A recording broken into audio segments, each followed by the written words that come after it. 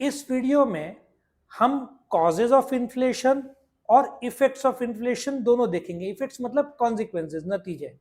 अब पहली बात, इन्फ्लेशन क्या है? Percentage rate at which the price of goods are going up.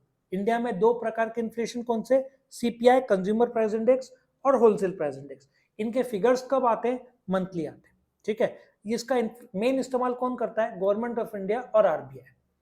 अच्छा, इन्फ्लेशन दो प्रकार से होता है। एक डिमांड, मैंने बोला था आईफोन का डिमांड बढ़ गया तो प्राइस बढ़ जाता है। और अब आईफोन 14 का दाम बढ़ेगा क्या घटेगा? सोचो, घटेगा ना, क्योंकि डिमांड कम हो जाएगा, लोग आईफोन 15 लेंगे। अच्छा, या तो मेरा मैन्युफैक्चरिंग कॉस्ट बढ़ गया, डिमांड कंज्यूमर करते हैं, सप्लाई फर्म करते हैं, मेरा मैन्युफैक्चरिंग कॉस्ट बढ़ गया तो मुझे दाम बढ़ाना पड़ेगा। तो डिमांड जो कंज्यूमर्स करते हैं, तो महंगाई कैसे होता है? Number one, increase in public expenditure. Vande express, government of India ने 500 वंदे एक्सप्रेस का ऑर्डर दिया है। एक आई थिंक महाराष्ट्र में लातूर में एक आई थिंक कुछ उसका बनता है। 35 I think Vande Express already आ चुके हैं। लेकिन गवर्नमेंट जब खर्चा करेगा वंदे एक्सप्रेस के लिए, तो या गवर्नमेंट जब रास्ते बनाता है, रोड, रेलवेज, डैम्स, ब्रिजेस, तो लोगों को नौकरी मिलता है, दिन का 250-300 देते होंगे। तो लोगों के पास नहीं था, सडनली दिन का 250-300, तो वो लोग डिमांड करेंगे, जो बिक नहीं रहा था डिमांड करेंगे, तो वस्तु के दाम बढ़ जाएगा। दूसरा, इंक्रीज इन प्राइवेट एक्सपेंडिचर। अभी इसका ले लो, जो चिप्स बनते हैं ना, जो मोबाइल में चिप्स रहते हैं, कार में, वॉशिंग मशीन में, इसका नंबर वन कंपनी कौन है वर्ल्ड का? Taiwan semiconductors manufacturing, TSCM I think, Taiwan का कंपनी है number one.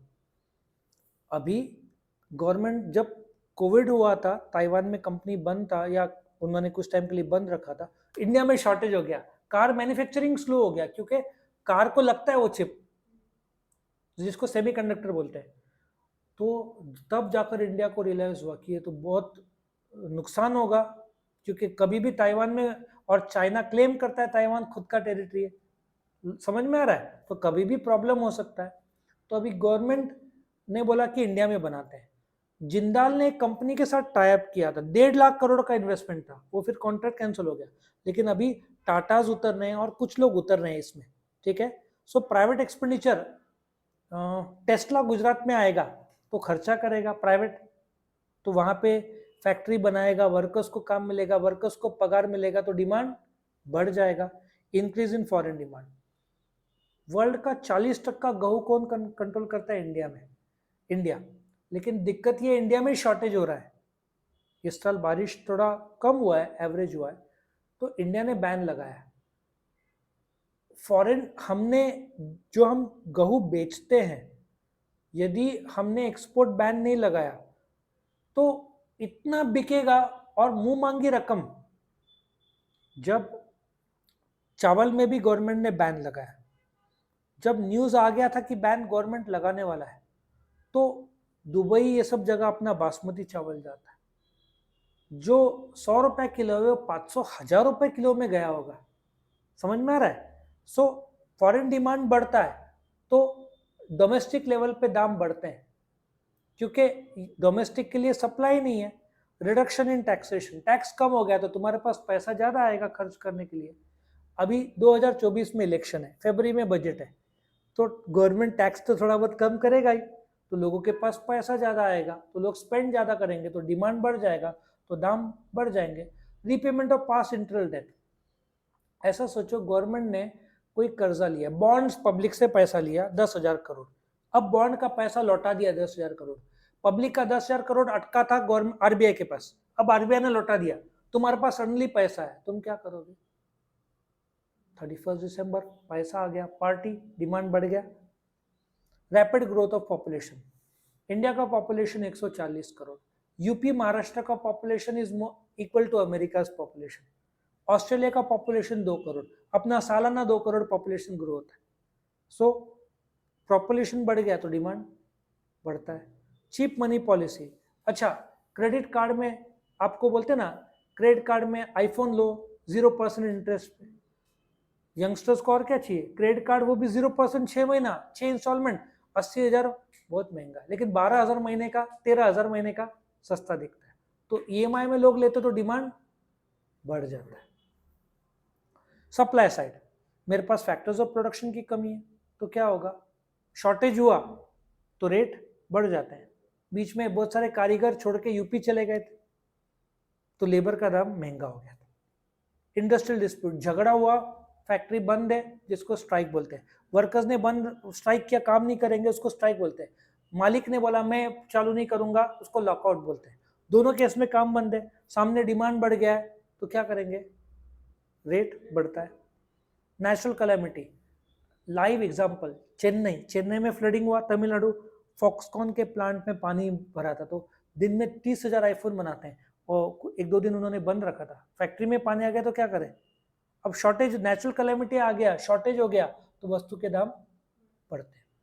Hoarding bye merchant, प्याज का ले लो, अब प्याज टिकता है 2-3-4 महीना, Lasalgaon is the biggest market of Asia, लेकिन कुछ मर्चेंट क्या करते हैं, ले लेते हैं और छुपा देते हैं।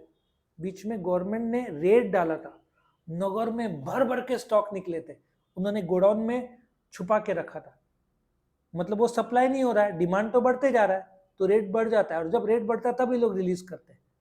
होर्डिंग जिसको बोलते हैं, रोक के रखना।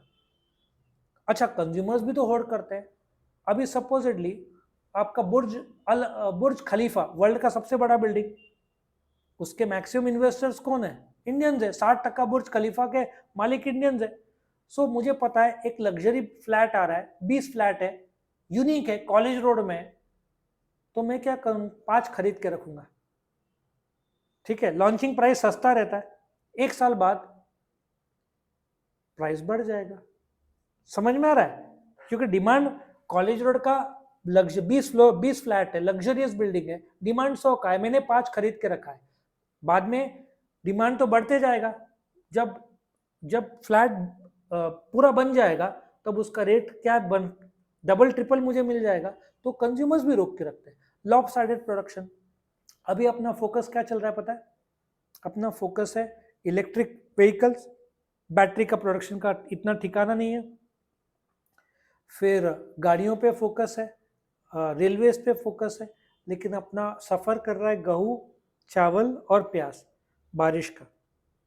तो कभी कभार प्रोडक्शन बहुत ज़्यादा इंडस्ट्रियल हो गया ना तो फिर एग्रीकल्चर में असर होता है, तो दाम बढ़ जाते हैं, क्योंकि उस पर फोकस यदि कम रहा, गवर्नमेंट को बैलेंस करना पड़ता है फोकस।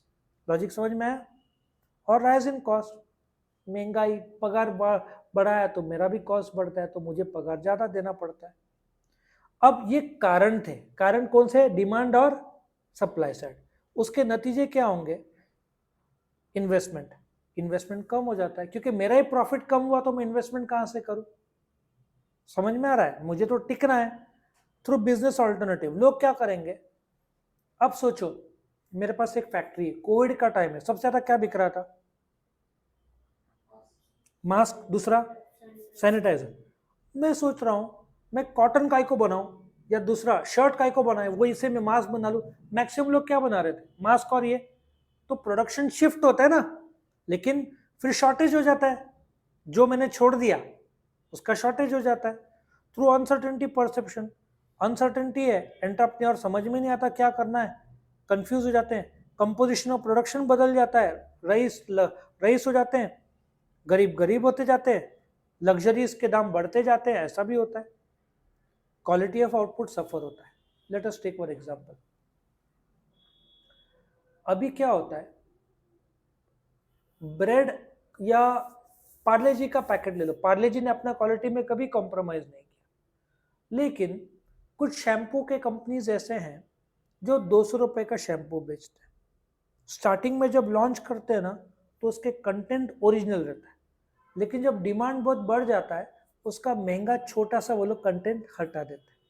एक एग्जांपल लेता हूँ, पनीर का सैंडविच, स्टार्टिंग में वो लोग क्या करेंगे, भर भर के पनीर डालेंगे, जब बहुत डिमांड हो गया तो वो लोग पनीर का क्वांटिटी कम कर देंगे। सो क्वालिटी ऑफ आउटपुट क्या होता है, कम हो जाता है, मुझे दाम वही रखना है।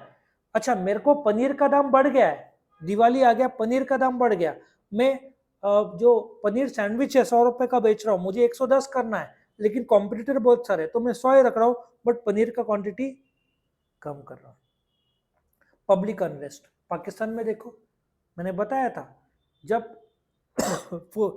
गऊ गवर्नमेंट फुकट का दे रहा था, एक 2 ट्रक रास्ते में लूट लिए, और एक जगह तो पुलिस फायरिंग हुआ, 11 लोग मर गए, फुकट का गऊ, ताकि बच्चों को, फैमिली मेंबर्स को खिला सके।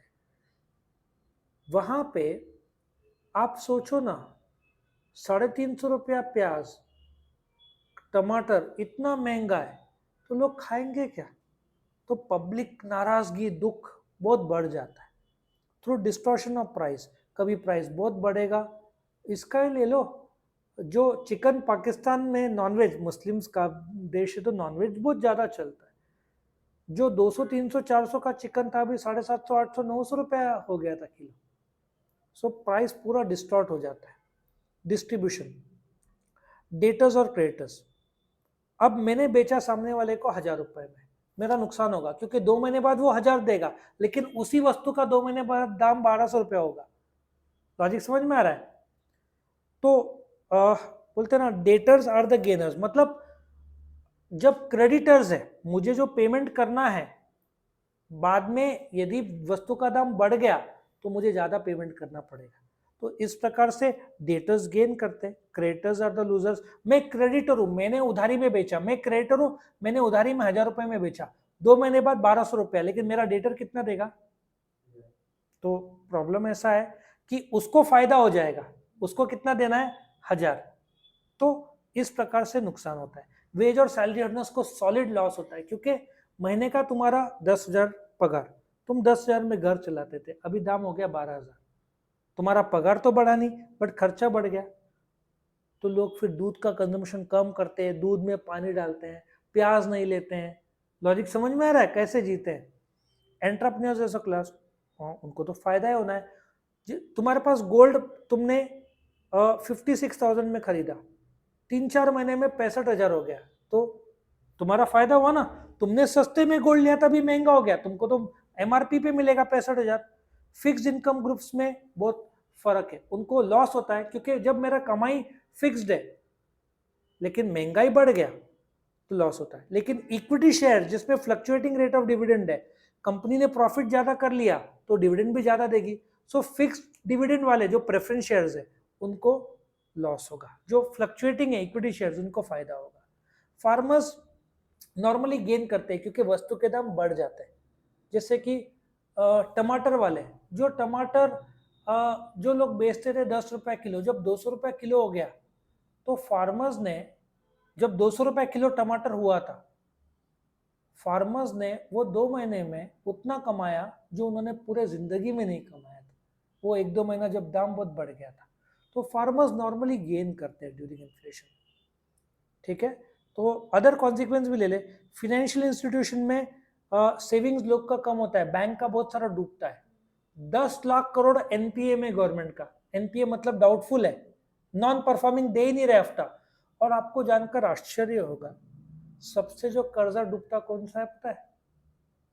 कर्जा लोग लेते ना, छोटा 5-7 हजार 8 हजार का फोन आता है ना, सैमसंग के 8 हजार के भी आते हैं, 10 हजार से कम लोन वाले लेने वाले लोग सबसे ज्यादा डूब रहे हैं वो पैसा। समझ में आ रहा है? तो ऐसा 10 लाख करोड़ का कर्जा अटका हुआ है। फॉरेन ट्रेड, फॉरेन गुड्स, अच्छा मैं सोचता हूँ यार वस्तु का दाम बहुत महंगा हो रहा है, उससे अच्छा इंपोर्ट करूँ, वो क्वालिटी ज़्यादा मिलेगा, तो इंपोर्ट बढ़ जाता है क्योंकि इंपोर्टेड गुड सस्ता दिखता है rather than manufacturing. Price structure, price of commodities बढ़ते हैं, सप्लाई जिसका इनइलास्टिक है, जो बढ़ा नहीं सकते, दाम बढ़ सकता है। जिसका सप्लाई, जैसे प्याज, डिमांड बढ़ गया, सप्लाई तो बढ़ नहीं सकता, जितना है फसल से जितना आना है उतने ही आना है, तो उसका दाम बढ़ जाता है। हाँ, मास का आप सप्लाई बढ़ा के रेट मेंटेन कर सकते हो, लेकिन वेजिटेबल फ्रूट्स का आप नहीं कर सकते। अभी ठंडी है तो सप्लाई बहुत ज्यादा है। मेथी पता है ना, आपको 10-20 रुपए जोड़ी मिल जाएगा, या बोलते ना, जो भी वेजिटेबल्स है आपको 10-20 रुपए, लेकिन वही बारिश के टाइम में मेथी 60-80-100 रुपए जोड़ी, वो जो आता है ना वो मिलेगा। ऑन प्लानिंग, प्लानिंग तो पूरा बर्बाद हो जाता है। मैंने सोचा था, गवर्नमेंट सोचा है कि भाई ये साल 1 लाख करोड़, महंगाई की वजह से 1,10,000 हो गया, ठीक है। ऑन करेंसी, करेंसी टूट जाता है क्योंकि इंपोर्ट बढ़ गया तो करेंसी का रेट बढ़ जाता है। नॉन इकोनॉमिक इफेक्ट्स, चोरी चकारी बढ़ जाता है। अच्छा पाकिस्तान में ले लो, मैं भूखा हूँ, मेरा बच्चा भूखा है, तो मैं खुद तो रहूंगा, मेरे पास पैसा ही नहीं है, जॉब चला गया तो मैं क्या करूंगा, चोरी करूंगा लेकिन बच्चे को भूखा नहीं रखूंगा।